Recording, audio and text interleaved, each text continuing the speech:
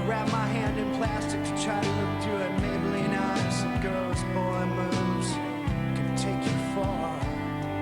The star thing, I don't get it. The growth of the band was very incremental and gradual, but I do remember there was a time when I was walking down the street with Peter in Athens, and we looked at each other and we said,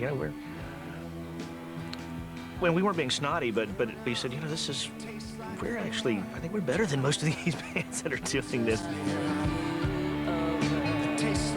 And so we realized that, man, we don't have to have a day job now. This is great, and we can actually pull this off at least for a while. We'll see what happens. And that was sort of really the only epiphanal moment that I can recall, because everything else was just such a steady climb. Smoke out, drink, here comes the flood. Anything within the blood, these corrosives do their magic slowly. I felt really strongly at the beginning that we should share publishing. That was my idea. And it was fought very hard for it. And Mike just said, no, I wrote that song and I want the publishing myself. And I said, what breaks up bands is ego and money. And we all got plenty of ego. Let's make sure we share the money. That's songwriting to me. And it's nice that we were at the same place financially. I mean, it would be really hard to do this if one or more of the other guys, was making half the money, And it's just far and away, I think, the best decision we ever made. And the whole rest of it follows from that. I wouldn't want to be in a band where I didn't have equal say.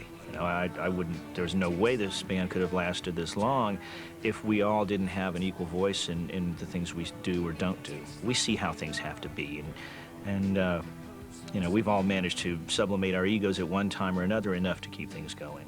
And I just felt strongly, that this is an ideal community that we're building, I mean, it had to be a democracy. Everyone had to have a vote, had to be equal. And we were lucky enough to work with some great bands early on that, the Gang of Four, committed kind of socialist theorists, and the English Beat, who, an interracial socialist group, and we'd hang out with them, and it kind of influenced us. Like, yeah, this is the way to go. We're not doing this to buy a fur coat and a Cadillac. I mean, we're trying to do something else.